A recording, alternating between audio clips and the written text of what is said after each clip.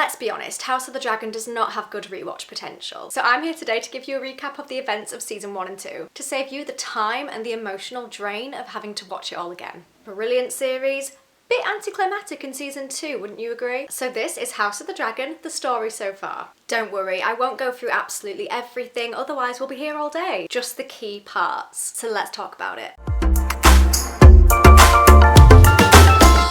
The series starts off in season 1 with the build-up to the birth of King Viserys' and Queen Aemma's child. Viserys is trying to get a male heir as he currently does not have one. Rhaenyra and Alicent are good old friends. Couldn't be further from the truth in season 2. And Rhaenyra is the daughter of King Viserys. In this episode they attend a tournament where they meet Criston Cole. We all know about that guy, Crispy Prick Cole. And Prince Daemon makes his appearance. Queen Aemma unfortunately dies in childbirth. Viserys has to pick between her life or the baby's. He picks the baby because he wants an heir. However, they both end up dying. Bad luck, mate. Originally, Daemon was going to be named the heir. However, he makes some weird dead baby jokes. So Viserys removes him as the heir and anoints Rhaenyra instead. Viserys also tells the A Song of Ice and Fire prophecy to Rhaenyra as well. Next episode takes place 6 months later. There's a lot of time jumps in this series. Daemon is illegally occupying Dragonstone. Rhaenyra is not settling into her role as heir very well, to say the least. And she weirdly chooses Criston to join the Kingsguard even though he doesn't have the same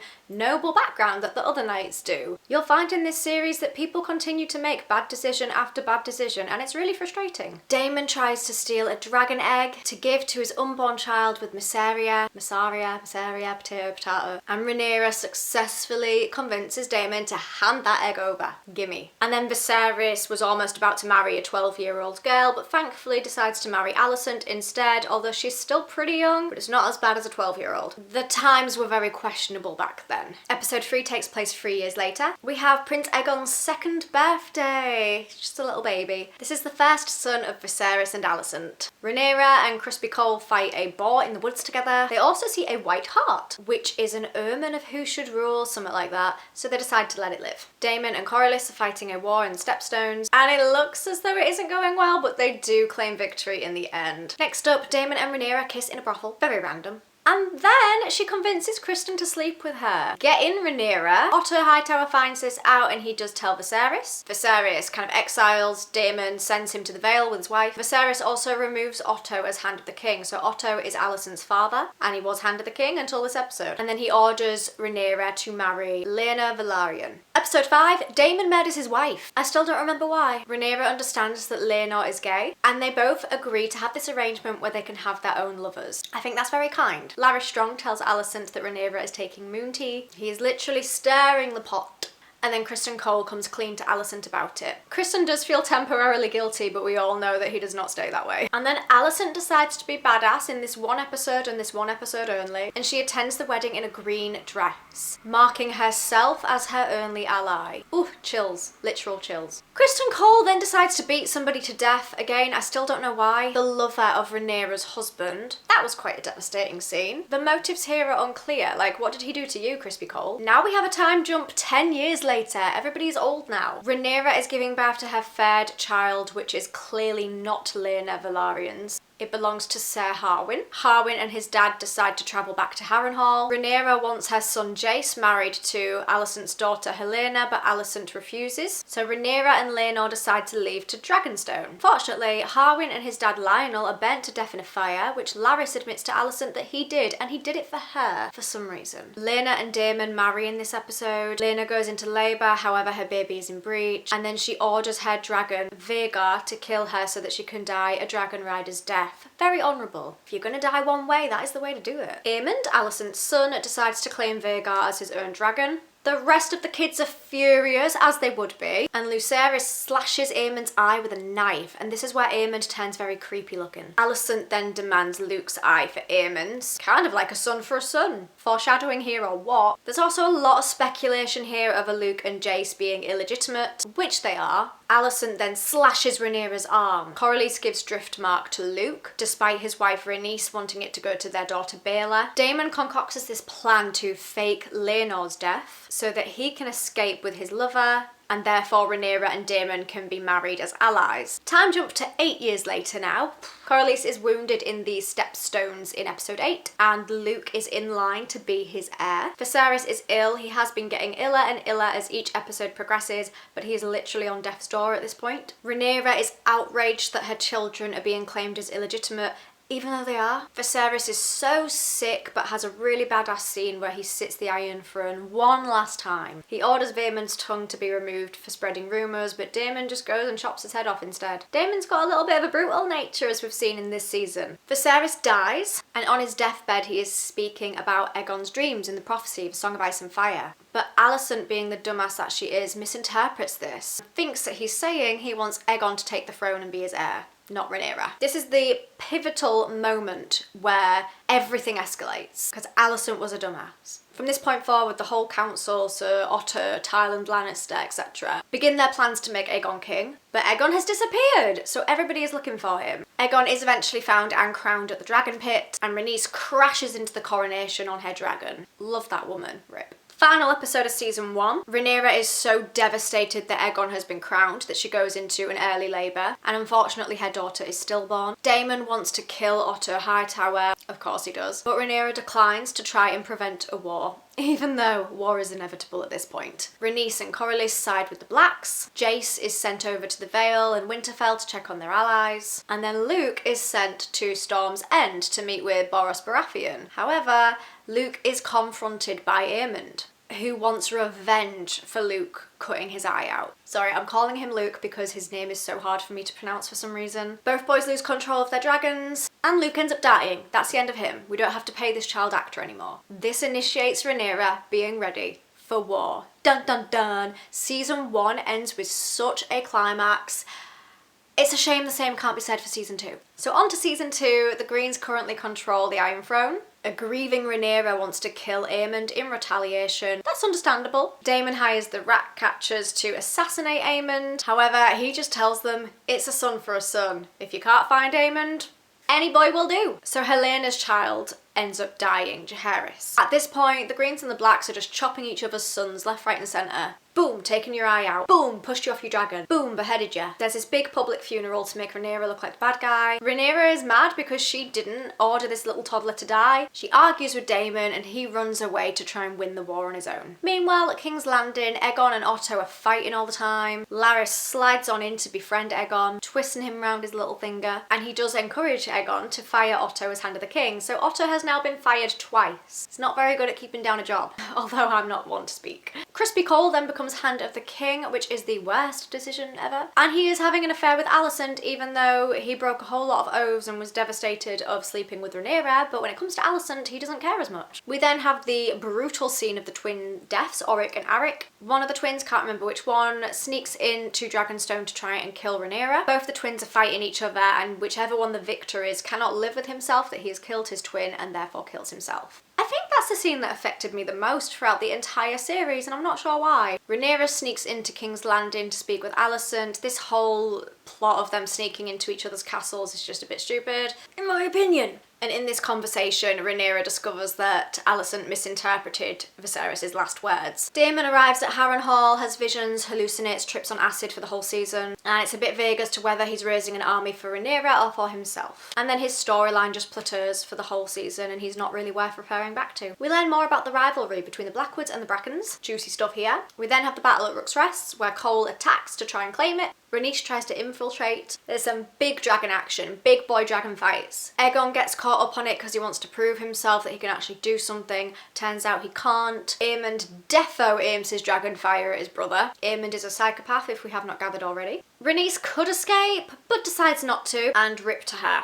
But she dies a very honourable dragon rider death, which is very suitable for her character. One of the top tier characters to exist. Aegon survives barely. He has suffered life-limiting conditions from that. Aemond, I hope you're happy now. He definitely is, because he gets anointed King Regent. Rhaenyra and Mysaria make out for some reason. Aemond is no pushover. He will not be manipulated by Larys. However, Aegon is at his most vulnerable state and will. Jace has disappeared off to go visit the Starks and try and get them on side. Daemon is for some reason forced to execute a former ally by the orders of a little boy. Then we get the Dragon Seed storyline, which is the pivotal moment for season 2. The dragon Sea Smoke searches for his dragon rider and he chooses Adam of Hull. I really like this character. Rhaenyra has put a call out there for people with Targaryen Valyrian blood, illegitimate children, and that is where Ulf and Hugh come around. And they do eventually become dragon riders after a whole host of people are killed. There's basically a massacre down where the dragons are. Ugh, it was just cinematic brilliance. Aemond goes to chase Ulf down because Ulf is doing a victory lap on his dragon, and then Aemond retreats.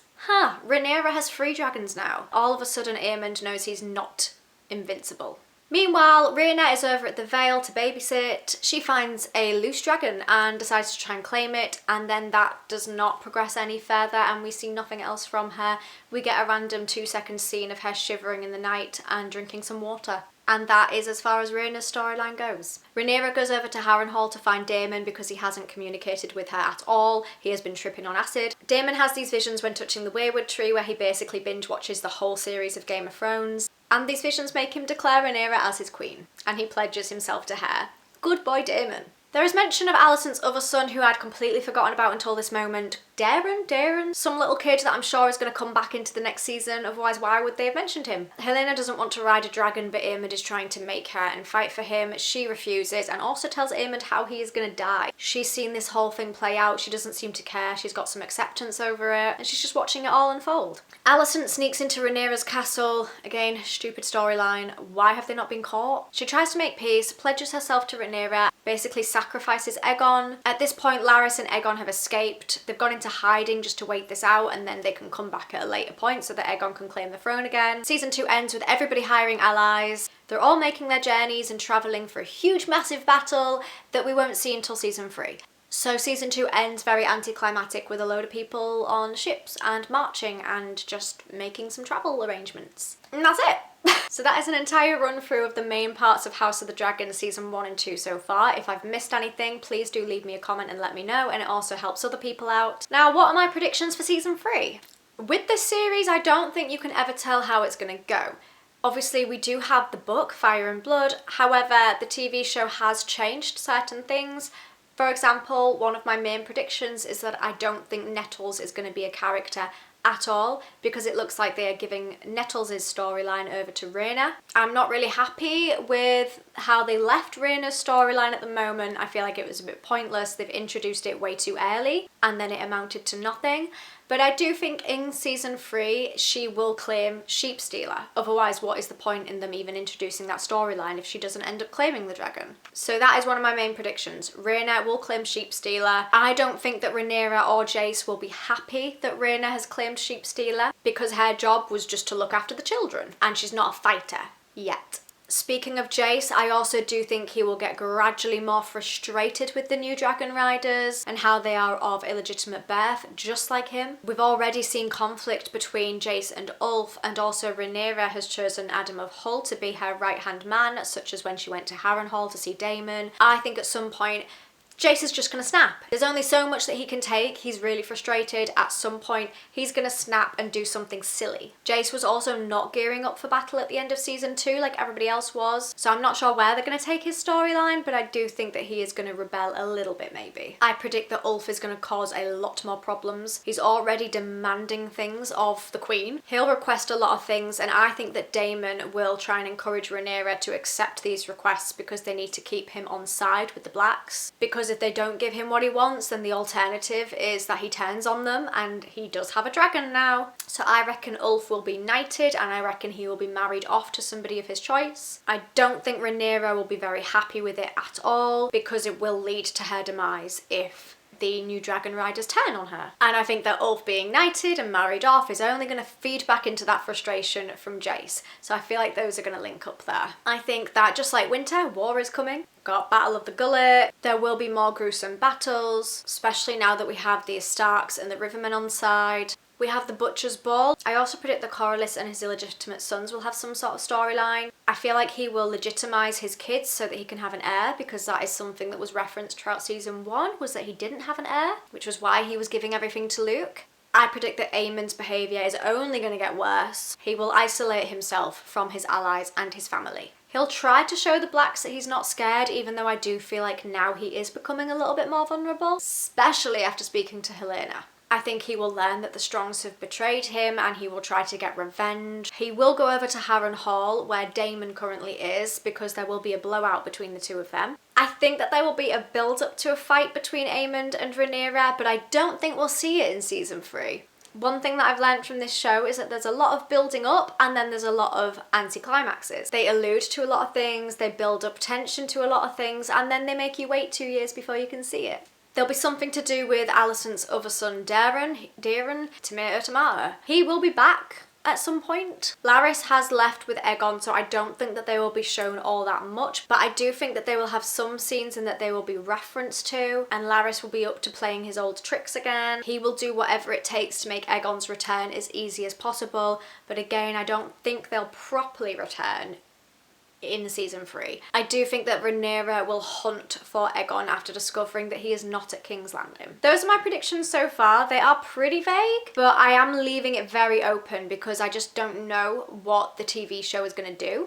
There's already some bits that they've changed and the pacing feels a little bit weird in the TV show, so I don't really know what's going to be in season 3 compared to what would be in season 4. And I think I'm not setting my hopes up too high for certain things to happen because it's the hope that kills you.